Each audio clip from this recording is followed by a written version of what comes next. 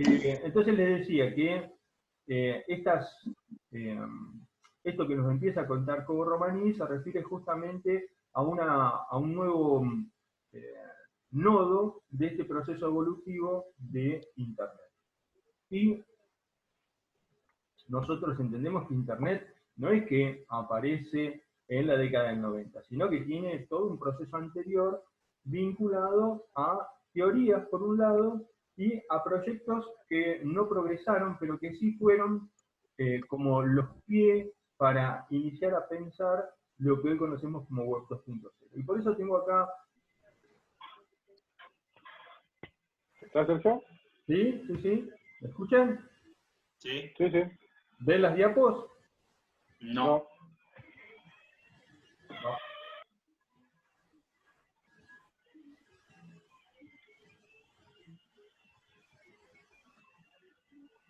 ¿No? No, no, no. Y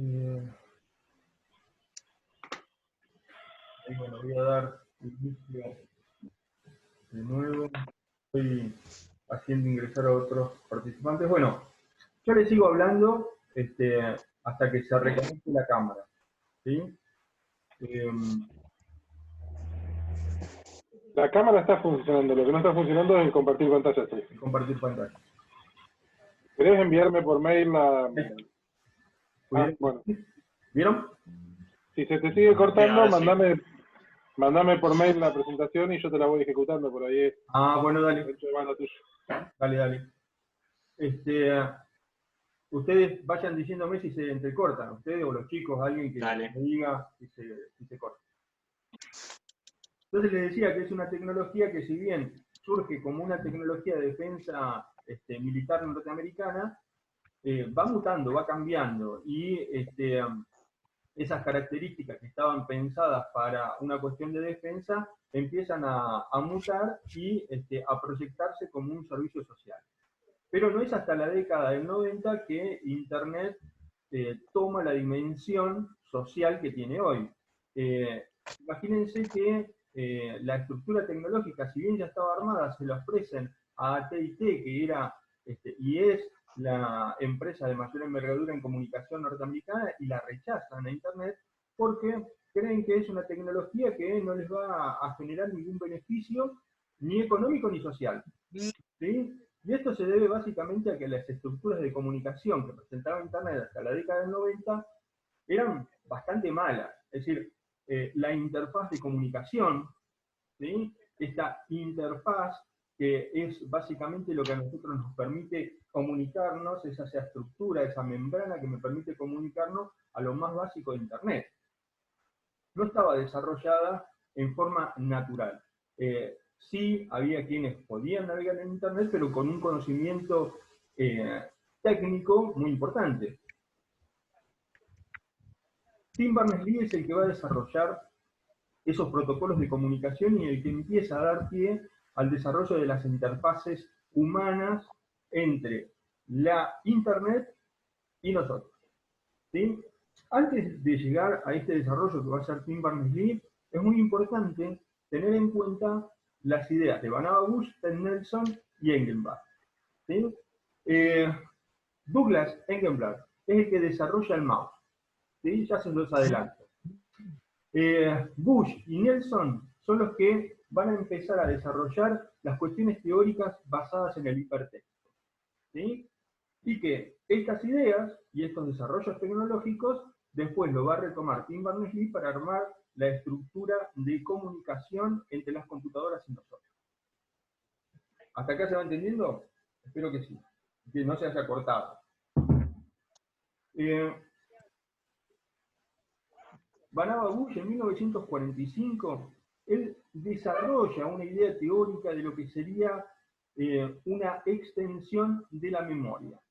Memory Extended, lo denomina él. Memoria extendida, sistema de memoria extendida en realidad. ¿Sí? ¿Y qué era esto del Memory Extended? Es un desarrollo teórico de una estructura tecnológica que le permitiera a el ser humano extender sus capacidades de memoria. ¿A través de qué? de cuestiones vinculadas a una multiplicidad de medios, textos, imágenes, sonidos, pero siempre como una idea, ¿sí?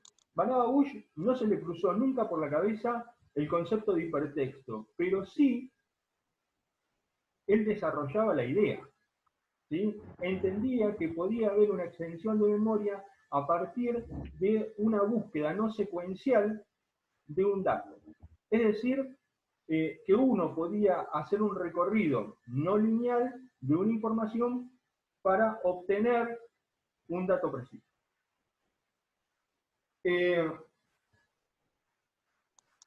tiempo va pasando, esta idea que se le había ocurrido a Vannevar Bush y que la expresa en el Atlantic Model, es una idea que él la coloca en el tapete de la discusión teórica, pero que no germina hasta que Ted Nelson en la década del 60 desarrolla así el concepto de hipertexto a partir de un modelo, primero teórico y después semi-empírico, es decir, lo pudo realizar a medias, de el dispositivo que le permitía poner en funcionamiento las ideas de Bush, ¿sí? Este dispositivo se llamaba Sanandu. Era un dispositivo que a partir de microfilm, de textos, de imágenes en un tipo de escritorio, uno podía acceder en forma no lineal a la información. Lejos estaba de la estructura que hoy tenemos en Internet, de esta estructura no lineal, no jerárquica, de movernos en la galaxia de Internet, ¿no? Entonces, será Tim Berners-Lee que en la década del 90 empieza a desarrollar la tecnología digital suficiente para poner en marcha estas ideas de hipertexto, ¿sí? Hasta los 90, para navegar en Internet, imagínense que era pero tan difícil que no existía una interfaz gráfica. Uno tenía que primero entrar con comandos y después elegir opciones numéricas. Te presentaba una lista donde vos tenías 1, 2 y 3, y al costado de cada número un párrafo referido a lo que había en ese lugar. Y uno iba prestando el 1, no había no existía todavía la incorporación del mouse dentro de la navegación en Internet. Sí, el mouse ya había sido incorporado en los desarrollos de Apple con anterioridad a Windows. Nosotros mucho relacionamos el mouse con Windows, con las interfaces de comunicación de Windows, pero ya era una tecnología bastante vieja, es la década del 70, donde se empieza a desarrollar el mouse, ¿no? 70-80. Pero hasta los 90 no se hace popular, porque en los 90 empieza a incorporarse la interfaz gráfica Windows, ¿sí? En los sistemas sistemas operativos de Microsoft, ¿no? Y entonces Tim Berners-Lee incorpora el mouse y estas ideas teóricas de Bush y de Nelson para desarrollar un protocolo de comunicación que se llama HTTP. Este protocolo de comunicación, que parece muy complicado, es lo que ustedes tienen en Internet cuando navegan en texto, esos textos que están en azul y subrayado, donde uno se para y el punterito del mouse se transforma en una mano, ¿sí? Básicamente eso es hipertexto, pero tiene una complejidad muy importante. ¿Por qué?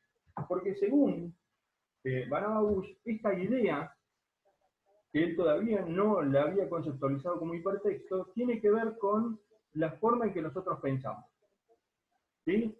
La forma en como nosotros pensamos es una forma natural. ¿Se corta? Hola. ¿Hola?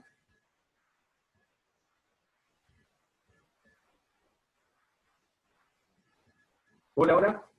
¿Me escuchan? Por otro lado. Vamos a tener que hacer una colecta para pagarle una conexión a internet Sí.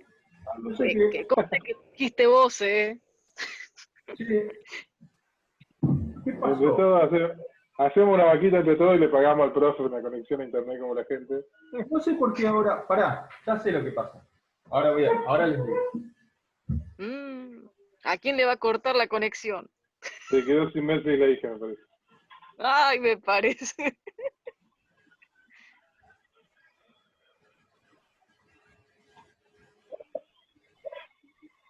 Yo es más, de fondo tengo la clase de planificación. Ah, no te privas de nada.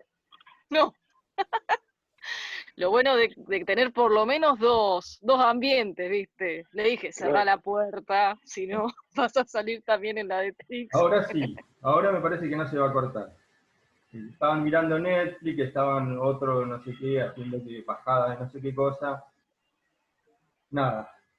No, ¿A dónde se cortó, chicos? no, recién se cortó. ¿Dónde se cortó? Entonces, no sé ni por dónde estaba. Estas cuestiones de dar clase en la casa es... Bueno, el otro día Maxi con su familia, ahora yo con mi familia, es como medio complejo. Pero bueno, ya nos vamos a ir acomodando.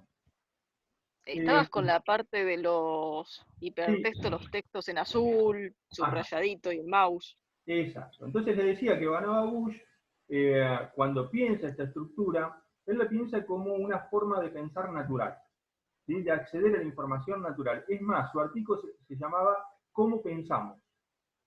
Y en ese artículo, ¿Cómo pensamos?, él desarrolla la idea del hipertexto. Tim Berners-Lee se agarra de esto y dice, bueno, si esta es la forma en como nosotros pensamos, no pensamos en forma lineal, y eso es un hecho. Cuando uno piensa en algo o en alguien, o en una acción, pensás hacia atrás y decís, bueno, a ver, voy a pensar en, no sé, en Maxi. Pienso en Maxi, a ver, ¿cuál fue el último pensamiento vinculado a Maxi? Bueno, hoy, por ejemplo, que le estuve pidiendo información sobre el Sigeva para cargar a la web. Y mañana, si vuelvo a pensar en Maxi, capaz que lo piensa relacionado con otra situación, o dentro de un rato, si estoy pensando en un asado, ya no me voy a referir a ese hecho de el Sigeva, sino capaz que a un recuerdo de algún asado que tuvimos antes de la pandemia. ¿Sí? ¿Se entiende cómo voy a llegar al mismo punto que es Maximiliano, pero por diferentes lugares? La forma de pensar entonces no es lineal. Y esto ya lo tenía muy en claro Vannevar Bush en 1945. Tim Berners-Lee, siguiendo esta idea del pensamiento no lineal, desarrolla estos protocolos que emulan la forma de pensar de nosotros. Y por eso es que cuando nosotros navegamos en Internet nos sentimos bastante cómodos, porque esta interfaz de acción es muy natural, es nuestra. Ahora vamos a seguir viendo esta cuestión del hipertexto con más detalle, pero se entiende que el hipertexto entonces está muy vinculado a la forma de pensar nuestra, a una cuestión muy natural, y por eso incorporamos las tecnologías digitales de comunicación global, que se puede reducir a Internet, ¿sí?, como estructura de comunicación, pero que es mucho más amplio y que tiene en cuenta esta forma de pensar, ¿sí? Entonces, la web puede ser considerada como esta red neuronal que tenemos nosotros. A partir de varias sinapsis cerebrales podemos llegarnos... Ah, no, pensé que tenía un mensaje de conexión. Podemos llegar a alguna información en particular. Y la estructura social se puede pensar como un fractal. ¿Sí? ¿Qué es esto de pensarse como un fractal? Cada uno de nosotros vinculados a Internet a través de una computadora, generamos una figura, ¿sí?, que se repite a nivel global. Esta figura que se repite a nivel global está relacionada entre sí, y esto es lo que configura tecnológicamente a la web, ¿sí? Varias computadoras conectadas entre sí, pero con una característica muy importante que empieza a ser muy evidente en el 2000. Y esto se debe a que hay un quiebre, un paso de esta evolución de la web 1.0 que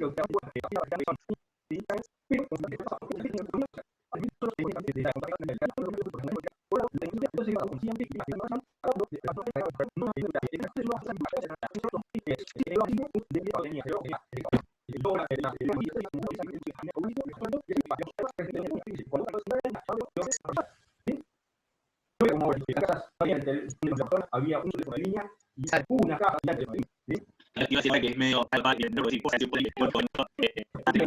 Y además, el sonidito de la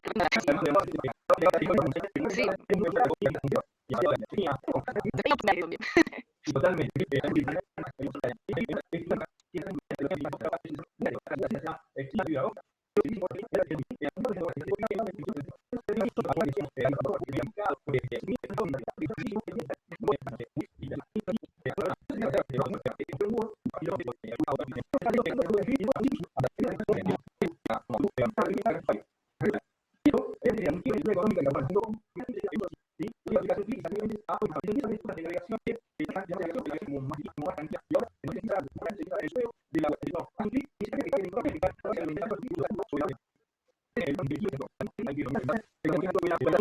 Pero más de eso, el usuario es el espectador.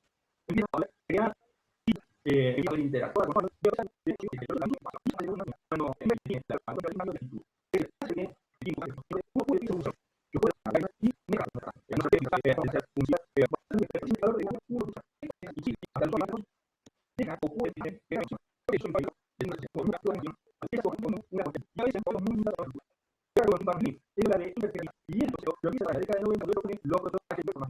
generar nuevas conectividades en la realidad. Soy un visionario. Ahora le el valor exponencial lo tiene consigo a través del desarrollo de tecnologías, el cual las italianas, internet al vecino también, ¿viste? Así va. mi hija debe estar intentando conectarse de todas formas, la voy a asesinar. Y somos dos, me imagino una familia mucho más grande, los problemas que deben de tener con esto de la conexión, del acceso a internet y todo esto, se debe complicar.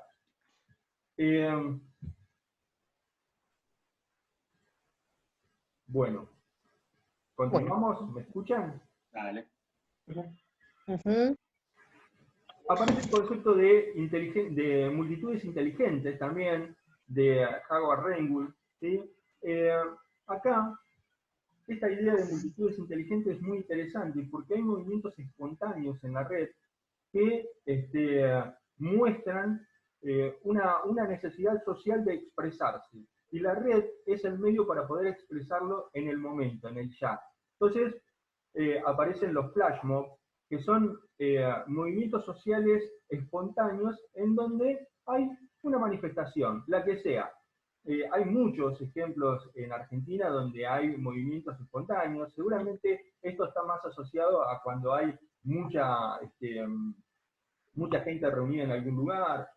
Ahora no, pero ponele antes en los shopping, por ahí la gente se mandaba mensajes, ¿sí? Y generaba un movimiento espontáneo. Por ejemplo, no sé, tirarse todos al piso o quedarse todos parados como estatuas quietos en un supermercado.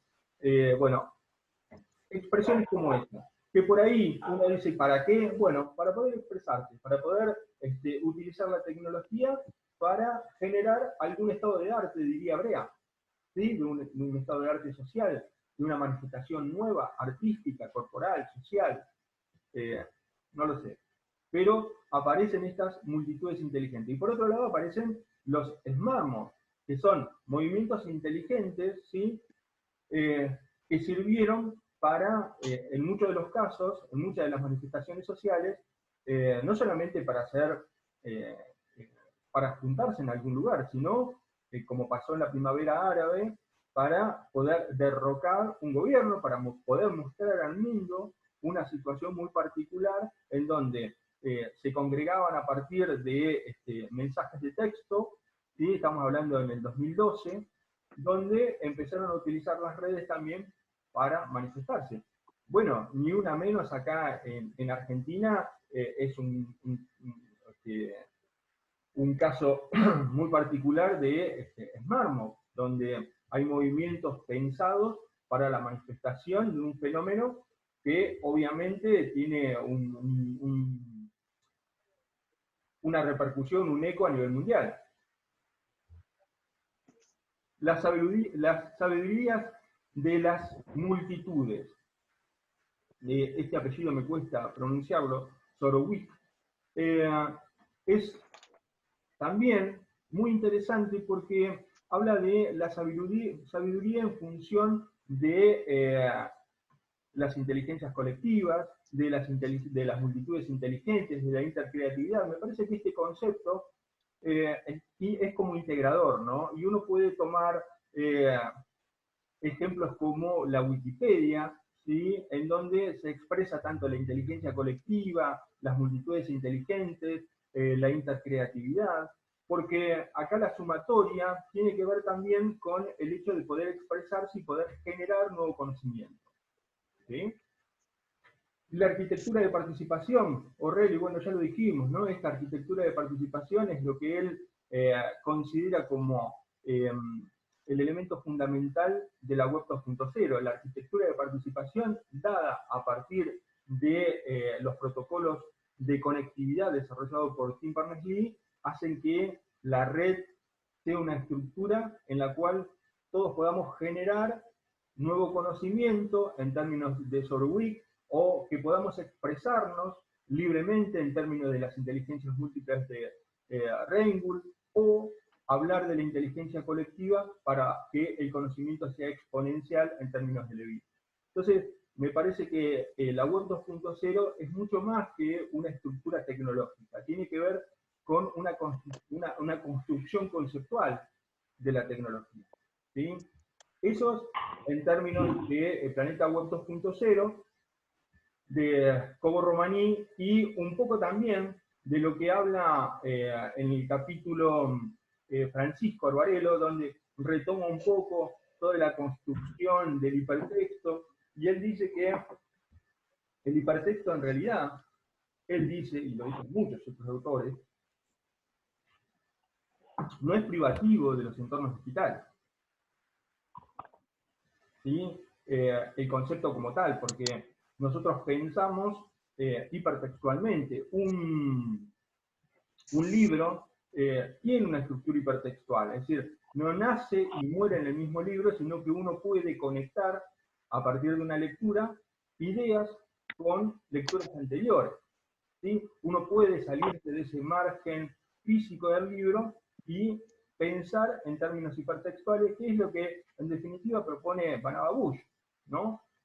Donde el pensar es hipertextual. ¿Qué pasa?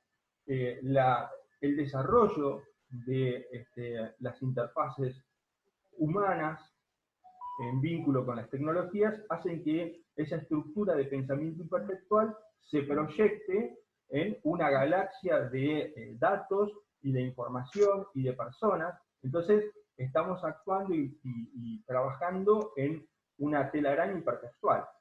¿Sí? ¿Cómo vamos hasta acá?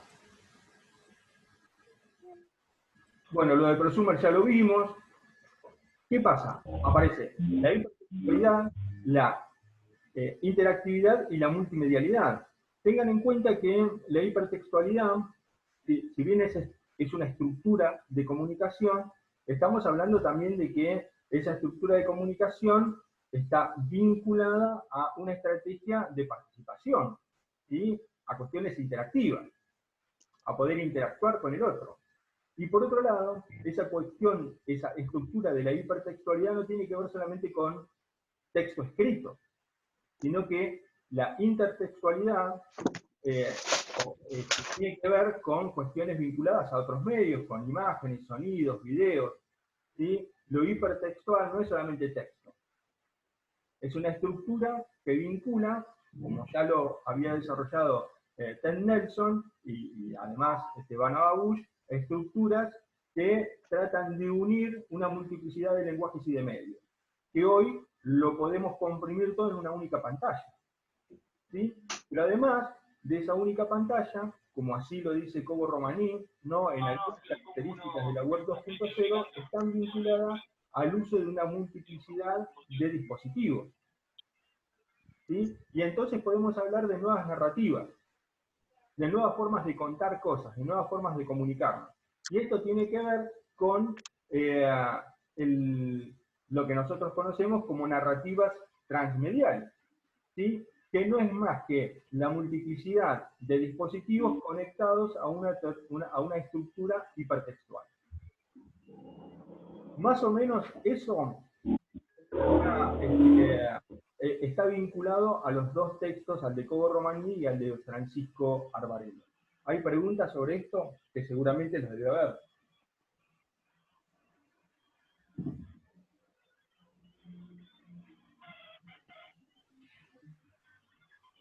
¿No?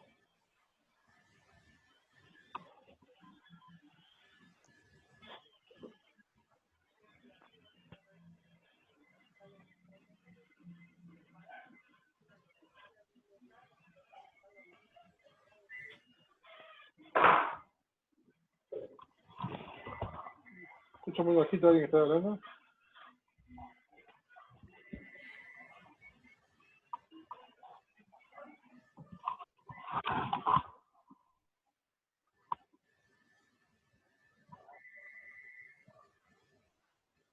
Ahí hay alguien en el chat.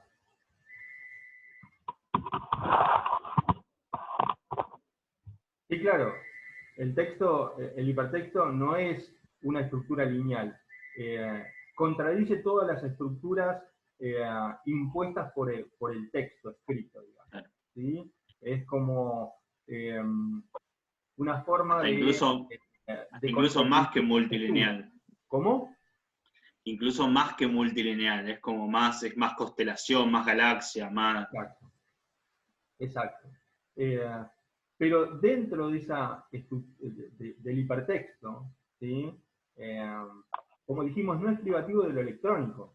Cuando vos estás leyendo un texto impreso, cuando estás leyendo este libro de Arbarello, ¿sí? Este capítulo que tuvieron que leer ustedes, yo cuando estaba leyendo esto, decía, uy, escucha, claro, lo puedo relacionar con, qué sé yo, no sé, con la estructura del pensamiento de Barthes en relación al texto, ¿sí? Cómo piensa la textualidad. Entonces, estoy llevando esa idea a otro texto, ¿sí? Inclusive no tiene que ser un texto escrito, sino que también pudo haberme proyectado a un video, a una conversación que tuve con Max o que tuve con Nico con respecto al texto, ¿sí?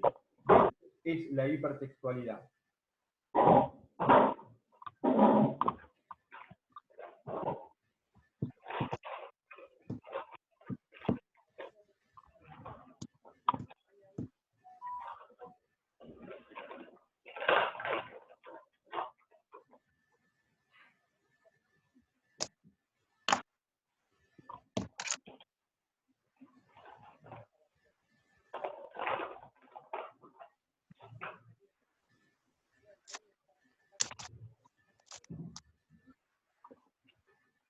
¿Tenés el micrófono cerrado, Max?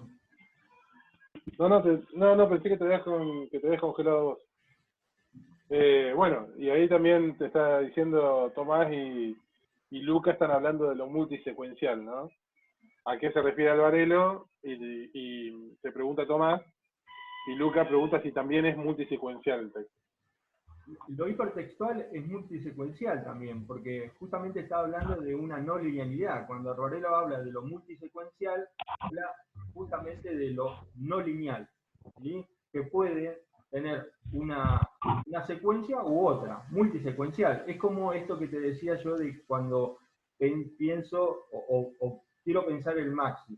Yo lo puedo pensar a la última charla que tuve de acuerdo a un momento en particular. Yo hoy puedo remitirme a su persona, a su perfil, por cuestiones académicas, pero que dentro de un ratito esa secuencia para remitirme al pensamiento de la idea de Maxi no tiene que ser secuencial, es multisecuencial. Puedo pensar en él vinculándolo con un asado, porque miré la parrilla o fui hasta el quincho y dije, pucha, la última vez que lo usamos fue en el verano que vino Max y Nico y estuvimos comiendo un asado.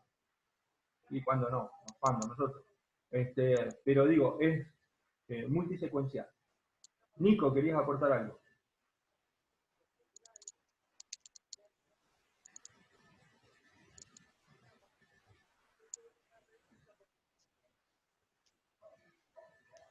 ¿Querías decir algo, Nico, de lo multisecuencial?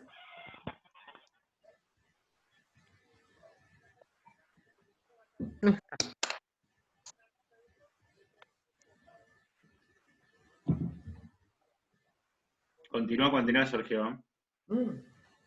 No, me parece que ahí me dice, bueno, buenísimo, gracias, quedó claro. Ahí quedó más claro lo de multisecuencia. Sí, también es esta cuestión de que no tiene ni un inicio ni un final establecido, ¿no? Sí, Esta cuestión de empezar así ese tipo de lectura. claro. Justamente cuando no hay ni principio ni final, estamos hablando de una estructura que escapa a las estructuras geométricas convencionales del pensar. Es decir, ni en espiral, ni en círculo, ni en forma triangular, no. No hay una secuencia lógica. O sí, lógica, pero para cada uno de los individuos, ¿sí? Y también vinculado, estoy pensando cuando yo navego en Internet, ¿no? Lo multisecuencial tiene que ver también con un estado o un momento particular, en el cual yo pueda guiarme por un link o por otro, o qué sé yo, no sé, seguramente les ha pasado esto de encontrarse con información a partir de la sorpresa, lo que se denomina serendipia, ¿no? Encontrar algo que uno no está buscando, pero que lo encontró. Tiene que ver con esa estructura no secuencial y no lineal. ¿Alguien conocía ya el concepto de serendipia? ¿No? Seguramente todos tuvieron igual serendipia. ¿Vieron cuando perdieron algo en su casa o en algún lugar y dijeron, oh, lo empiezan a buscar y persisten la búsqueda porque no lo encuentran? ¿Sí? Y por ahí estás buscando otra cosa, abriste un cajón y dices, ya, acá lo encontré. Y no lo estabas buscando. ¿Sí? Lo encontrás por sorpresa. Bueno, la estructura multisecuencial no lineal tiene que ver y está muy vinculado a lo que es la serendipia. Es como navegar en la Deep Web. No sé, mira, navegar en la Deep Web es lo mismo que navegar en la web no tan profunda, digamos, en la web más superficial. Lo que pasa es que en la Deep Web lo que hay es otro tipo de información vinculada a cuestiones más ilegales, si se quiere, porque no existen sistemas de control. Pero la navegación es la misma. Te podés encontrar en la Deep Web con algo que nunca te esperaste encontrar, como también en una web superficial como la que manejamos casi todo el mundo.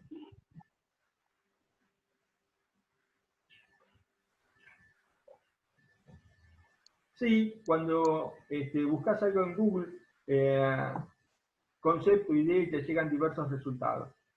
Bueno, ahí también tiene que ver algo que se expresa en el texto de Cobo Romaní, habla de el poder del código de Manovich, ¿sí? Donde dice el código toma el control, ¿no? En este caso, Sofía, yo no sé si se debe a la navegación en sí como una estructura no lineal y multisecuencial, sino por otro lado a esto de que la libertad y la democracia simulada que me puede generar el hipertexto. Si ustedes se remiten un poco a los últimos, a las últimas hojas del capítulo de Francisco Arbarelo, él retoma esto como una problemática, ¿no? Porque el hipertexto por ahí es considerado como la libertad absoluta, la panacea de lo democrático, y no es así. ¿Por qué? Porque ahí toma en cuenta que el código tiene, sí, lo que se escribe detrás, eso que está después de la interfaz gráfica, que a mí me parece tan natural, hay como cierto sesgo, ¿sí?, en programación. Vos realmente no ves lo que querés, sino lo que te quiere mostrar el programador. Entonces, lo que te da Google no es vinculado al hipertexto, sino que las inteligencias artificiales hacen que vos recibas una información muy particular, que es lo que se conoce como la burbuja. ¿Sí? Entonces, vos estás como metido en una burbuja, como en una agenda muy particular que te va generando el código, según Manovi. Las inteligencias artificiales, ¿sí? Google es una gran inteligencia artificial. Si vos querés comprobar esto del código y cómo está direccionado los resultados, busca algo, lo que vos quieras, no sé, Web 2.0, en tu computadora personal, ¿sí?, después de haber navegado y de haber buscado información sobre la Web 2.0, después de haber participado en las clases, y buscarlo en otra computadora de otra persona que nunca buscó nada vinculado a Web 2.0. Vas a ver que los resultados pueden llegar a ser bastante parecidos, pero en otra secuencia de importancia. Viste que Google te da, de acuerdo a un nivel de jerarquía de vinculación de datos, una lista que te dice, no sé, 1, 2, 3, 4, 5, 6, generalmente te da 10 resultados iniciales en una misma página, después te va dando otras páginas con otros resultados.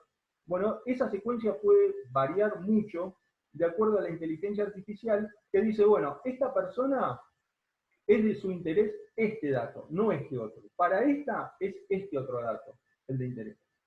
¿Sí? Ahí tenés cuidado porque no tiene que ver con lo multisecuencial y lo hipertextual, sino, como lo anticipa Arbarello, en palabras de Manovi, el poder del código.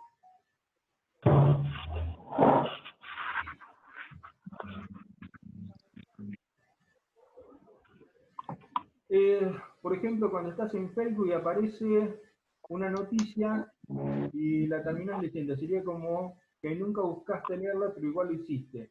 Sí, bueno, eso se debe a esta burbuja, porque Facebook lo que tiene es otra inteligencia artificial que no está relacionada solamente con las búsquedas o con la navegación que vos hiciste, sino también con los amigos que tenés vos, ¿sí?, que seguramente lo elegiste por cuestiones no tan azarosa, digamos. Uno elige a alguien para ser amigo, o debería de elegirlo por algún tipo de vínculo ideológico, por ejemplo. ¿Qué es eso? No sé. Todos tus amigos tendrán más o menos la misma ideología. Y por ahí, esa noticia que te llega a vos está relacionada con alguno de tus amigos, no solamente con lo que vos hiciste.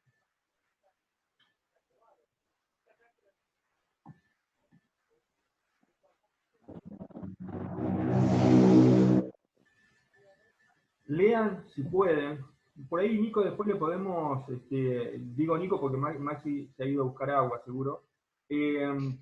Pasar algo cortito de Manovich, si es que no lo tenemos en bibliografía, porque por ahí les puede servir para entender un poco esto del poder del código. Bien, bien, bien. Incluso esto de la invitación también es que Alvarelo, si a alguien le interesa o algo, se lo podemos pasar entero para hacer una lectura completa.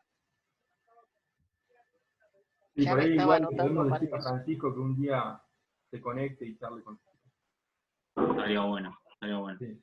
Capaz que por ahí para la próxima, para no dilatarlo mucho, capaz que podemos coordinar que, aunque sea un ratito, se una a Francisco y les comente un poco más del libro y del hipertextual, ¿no? Uh-huh.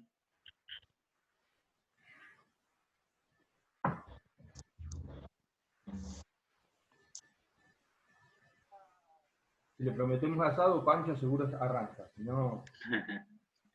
Virtual se lo vas a tener que mandar.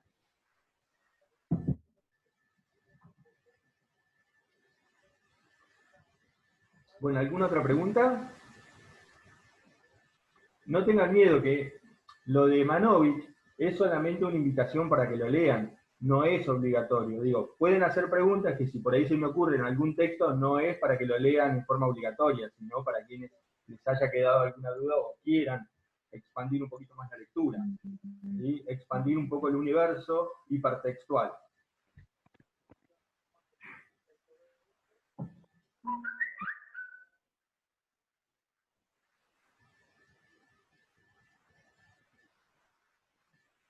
Sergio, tenemos disponible el del lenguaje de los nuevos medios de comunicación. Bueno, La imagen en la era digital. Ahí se los comparto, les paso el link. Maxi, ¿vos tenés Manovich, el poder del código? El software toma el mando, en realidad es. El software toma el mando. Creo que sí, ahora ya lo busco. El que tenemos en la biblioteca es el de... ¿Software toma el El mando? que le dije... No. Porque el software toma el mando es justamente, está vinculado a lo que veníamos hablando de Google.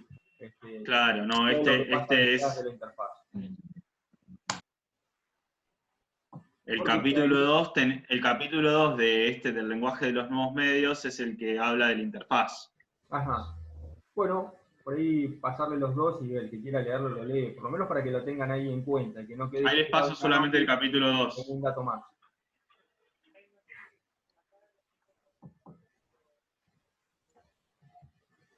Bueno, ya son las 4 de la tarde con todos los inconvenientes que hoy tuve para comunicarme. Si ya no tienen dudas, podemos pasar a hacer el práctico. Sí. Dale, se lo compartí a Maxi, ahí le pasé a todos. Bien. Ahí lo tengo, el de Manovich. Ah, buenísimo. Si lo podés compartir, Maxi. ¿Querés que lo ponga en el aula? ¿Lo pongo en el aula o...? Compartíselo acá nada más a los chicos, que por ahí si quiere alguien bajárselo, que se lo baje. Para que no crean que es obligatorio leerlo. Lo mando por el chat. Dale.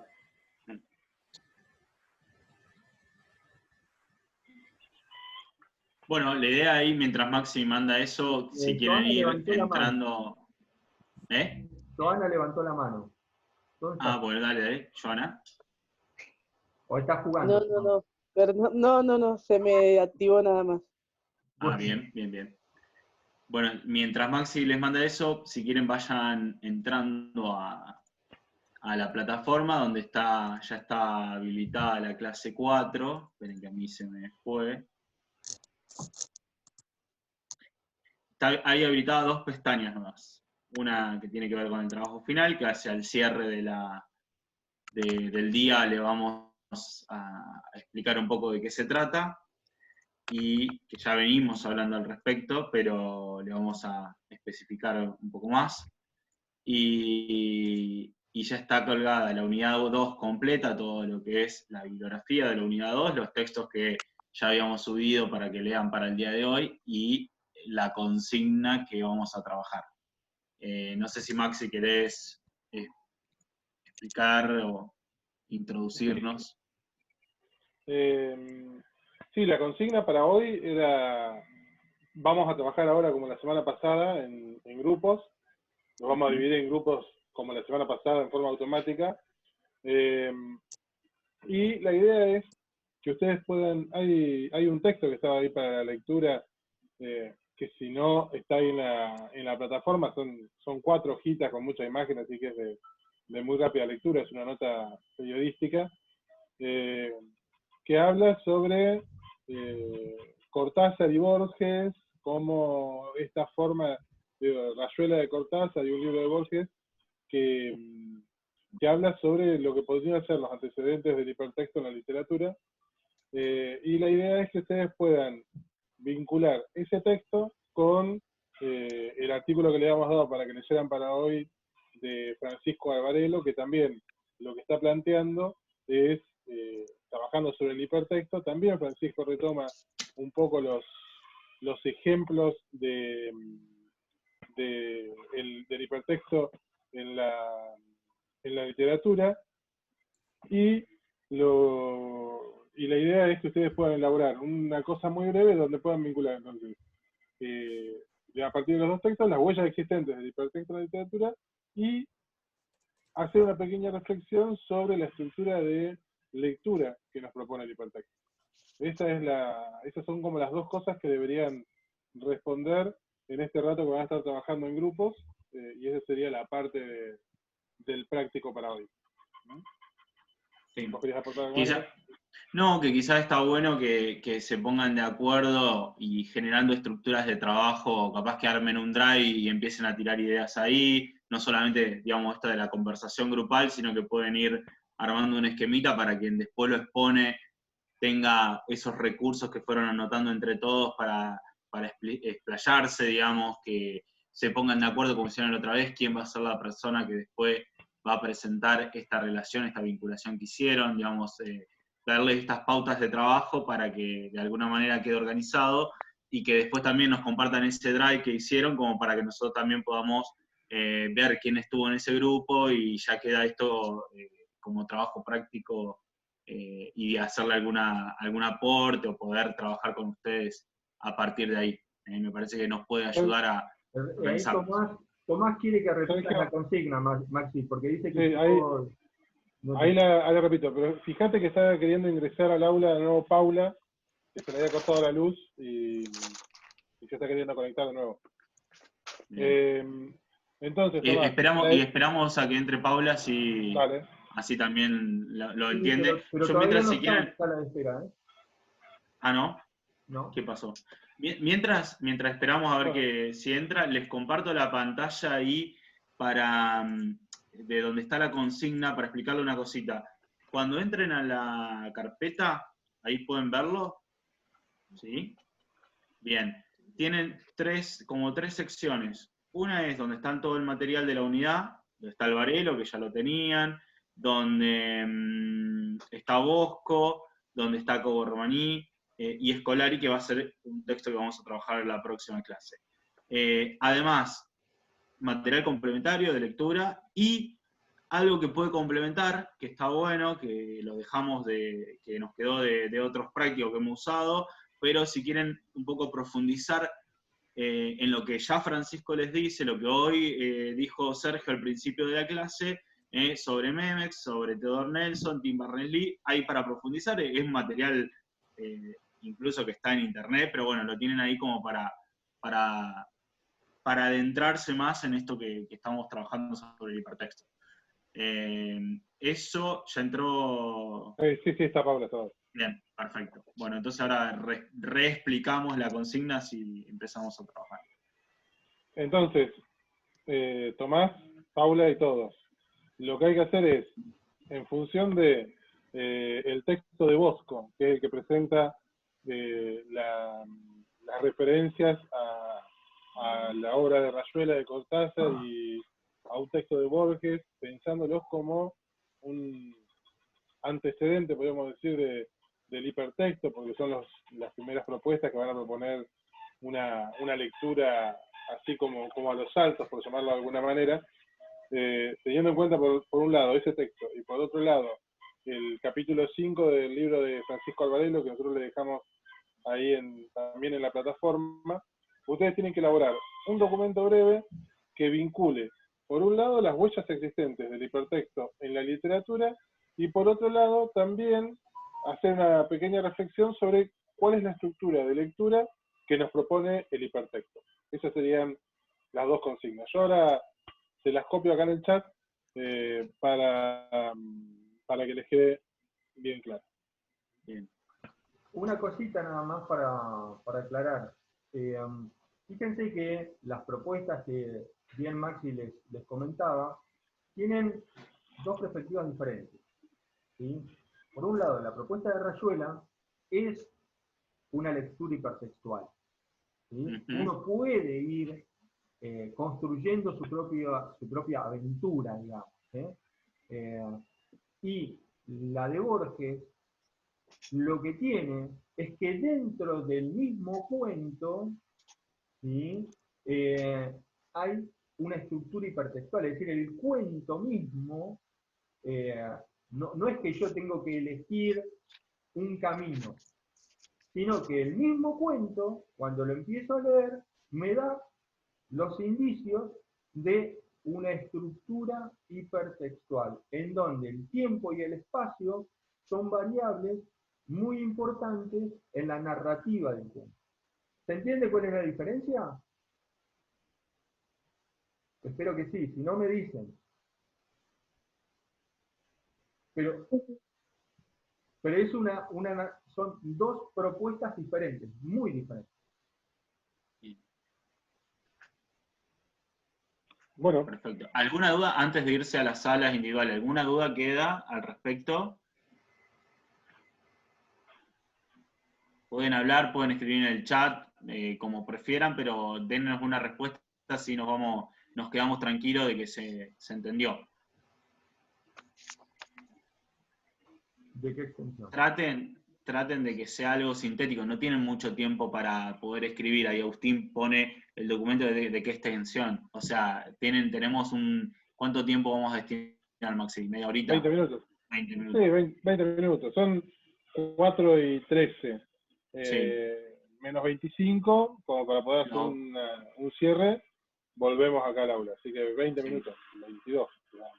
Sí. Si hay alguien, si en la dinámica del trabajo grupal ustedes ven que necesitan un poquitito más porque les demoró un poco más la lectura del material, las hojitas esas que dice Maxi, como es, alguien vuelve a la sala común, nos avisa y avisamos de unos 5 minutitos más si se llega a necesitar.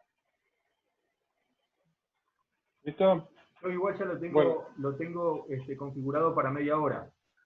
Bien. ¿Sí? Bueno. ¿En 5 Bueno. grupos te parece bien, chicos? Son 30, 5 grupos de 6, dale. ¿Sí? Entre 5 y 6 participantes. Bueno, creo las sesiones. Así Ponelas en automático. En forma automática se van a ir agrupando. ¿Sí? ¿Alguien quiere preguntar algo antes de abrir la sesión de grupos? ¿No? 4, 3, 2, 1. Listo. Iniciar.